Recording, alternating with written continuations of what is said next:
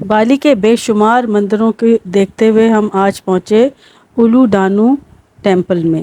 اولو ڈانو ٹیمپل دراصل ایک جھیل کے درمیان واقع ہے، اور یہ دراصل دانو دیوی کی عبادت کے لیے تعمیر کیا گیا ہے، جو کہ ان کی جھیلوں اور دریاؤں کی ملکہ ہے، اور یہاں پر لوگ اور بہت سی دعاؤں کے ساتھ ساتھ زرخیزی، خوشحالی اور تندرستی کے لیے بھی دعائیں کرنے کے لیے آتے ہیں۔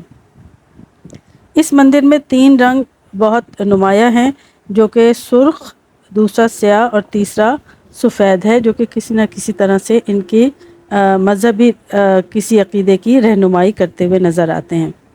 یہ ہندو تہذیب کا قدیم ترین مندر ہے۔ 1556 کے اوائل میں اس کا ریکارڈ ہے، اس کی موجودگی کا ریکارڈ موجود ہے، جبکہ 1633 میں اسے دوبارہ سے تعمیر کیا گیا۔ اپنی عمر کے باوجود یہ مندر نہایت صاف ستھرا اور اچھی حالت میں ہے، جسے مقامی کمیونٹی اچھی طرح سے سنبھال کر رکھتی ہے۔ یہ بالی کی بڑی امپورٹنٹ ٹورسٹ ڈیسٹینیشن ہے، اور اس کی تصویر وہاں کے 50,000 کے نوٹ پر بھی ملتی ہے۔ اس ٹیمپل میں داخلے کے لیے بھی شرط ہے کہ آپ کے شولڈرز اور آپ کی لیگز ڈھکی ہوئی ہوں، اور اگر ایسا نہیں ہوتا تو پھر ان کو سارونگ، ان کا ایک پہناوا ہے دھوتی کی شکل میں، وہ ان کو سب ٹورسٹ کو جو اس شرط پر پورے نہیں اترتے داخلے کے وقت دیے جاتے ہیں، اور اس سے ڈھک کر ان کو اندر جانے کی اجازت ملتی ہے۔ یہاں پر انٹری ٹکٹ 75,000 IDR کا ہے ایڈلٹ کا، اور بچوں کا 50,000 IDR میں انٹری ٹکٹ ملتا ہے، اور یہ پیسے اتنے برے نہیں لگتے جب آپ اس مندر میں داخل ہو کر پرسکون ماحول کا مزہ لیتے ہیں۔ خوبصورت جھیل، آس پاس گرین پہاڑ اور بڑے بڑے ہرے قطعات اور لانز بہت خوبصورت لگتے ہیں، اور مختلف مواقع پر یہاں پر سیریمونیل ڈانسز اور دوسرے فنکشنز بھی دیکھنے کو ملتے ہیں، جس سے ٹورسٹ، جیسے کہ آپ اسکرین پر دیکھ رہے ہیں کہ ان کے کسی سیریمنی کا ڈانس ہے یہ، اور سارے ہی ٹورسٹ اس کو انجوائے کر رہے ہیں۔ اس ٹیمپل کا عکس پانی پر پڑتا ہے، اور جھیل کا پانی ہلکی ہلکی ہوا کی وجہ سے ہلتا رہتا ہے، تو لہٰذا یہ ٹیمپل تیرتا ہوا محسوس ہوتا ہے، تو اس وجہ سے اس کو فلوٹنگ ٹیمپل کے نام سے بھی جانا جاتا ہے۔ آپ بالی کے کسی بھی حصے میں ہو، یہاں تک پہنچنا کچھ مشکل نہیں ہے۔ آپ پرائیویٹ ٹور بھی ارینج کر سکتے ہیں، کوئی سٹی ٹور بھی بک کروا سکتے ہیں، اور کوئی بائک بھی کرائے پر لے کر یہاں تک جا سکتے ہیں۔ بالی کے اکثر مندر بہت مشہور ٹورسٹ ڈیسٹینیشنز ہیں، لہٰذا ہم اس مندر سے نکل کر اس کے قریب ہی موجود بہت مشہور ٹیٹا گنگا واٹر پیلس پہنچے۔ وہاں جا کر ہم نے سب سے پہلے اس کے انٹری ٹکٹ لیا۔ اس کا ٹکٹ 20,000 IDR کا ہے، تو لہٰذا اس کی اہمیت کا اندازہ آپ کو اس سے ہوگا کہ انڈونیشیا میں ٹیٹا گنگا کا مطلب ہے گنگا کا پانی۔ یہ ابود کے مشرق میں ایک شاہی محل ہے۔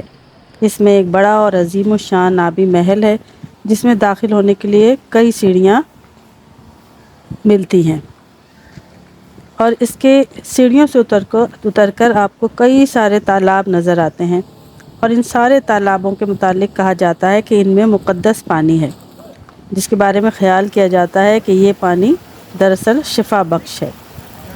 لوگ یہاں تہواروں اور تقریبات کے لیے آتے ہیں، اور تالابوں میں نہاتے ہیں اور روحانی بالادگی حاصل کرتے ہیں۔ بالینی لوگوں کا خیال ہے کہ یہ پانی انہیں بری روحوں، بدقسمتی اور بیماری سے بچاتا ہے۔ ٹیٹا گنگا کی سب سے بڑی خصوصیت یہی اس کے تالاب اور آبی باغ آپ اس کو کہہ لیجئے، اس کے فوارے ہیں، اس کے تالاب ہیں، یہ اس کی سب سے بڑی خصوصیت ہے۔ جس طرح سے آبپاشی کے لیے مختلف چینلز بنائے جاتے ہیں، اور ان چینلز کو ایک دوسرے کے ساتھ چھوٹے چھوٹے واٹر چینلز کے لیے جوڑا جاتا ہے، اسی طرح سے بھی ان تالابوں کو بھی چھوٹی سی نالیوں کے ذریعے ایک دوسرے سے جوڑا گیا ہے۔ اس طرح سے یہ تالاب مختلف چھوٹے اور بڑے تالابوں میں تقسیم ہو جاتے ہیں۔ تو کچھ تالابوں میں، جیسے کہ آپ کو نظر بھی آ رہا ہے اسکرین پر، کچھ بہت بڑی خوبصورت مچھلیاں بھی رکھی گئی ہیں، اور لوگ ان کو کھانا کھلاتے ہیں، اور جو کچھ بھی یہ کھاتی ہیں وہ آپ کو گیٹ پر ہی دستیاب ہوتا ہے، آپ وہاں سے پیسے دے کر وہ لے سکتے ہیں اور فشز کو فیڈ کرا سکتے ہیں۔ یہ محل دراصل بالینی ثقافت اور روایتی فن تعمیر کی ایک بہترین شکل ہے۔ یہاں پر جو اسٹیچوز بنے ہوئے ہیں ان کو انتہائی باریک بینی سے بنایا گیا ہے۔ ان کو اگر قریب سے دیکھیں تو ان کو انتہائی باریک بینی سے ان کی ساری ڈیٹیلز بنائی گئی ہیں، اور ان میں خودی ستون، محراب اور دیوتاؤں کے مجسمے بڑی خوبصورتی سے بنائے گئے ہیں، اور حالانکہ وقت نے اور موسم نے ان کی رنگت میں تبدیلی پیدا کر دی ہے، کچھ میں کائی لگی ہوئی ہے، کچھ کالے ہو گئے ہیں، لیکن بہرحال یہ اپنی خوبصورتی برقرار رکھے ہوئے ہیں۔ یہ محل نما مندر دراصل بالی کی خوبصورتی میں بہت زیادہ اضافہ کر دیتا ہے۔ یہ تالابوں، سوئمنگ پولز، کھدی ہوئے گیٹ ویز، فوارے، سرسبز باغات کا اور مختلف قسم کے بہت کاریگری سے بنائے گئے مجسموں کا ایک کمپلیکس ہے۔ یہ عالی شان محل 1948 میں کرنگسم کے آنجہانی بادشاہ نے تعمیر کروایا تھا۔ یہ ہر اس شخص کے لیے ایک مقبول منزل ہے جو بالی آتا ہے، یعنی کہ یہ بالی کی امپورٹنٹ ڈیسٹینیشن ہے۔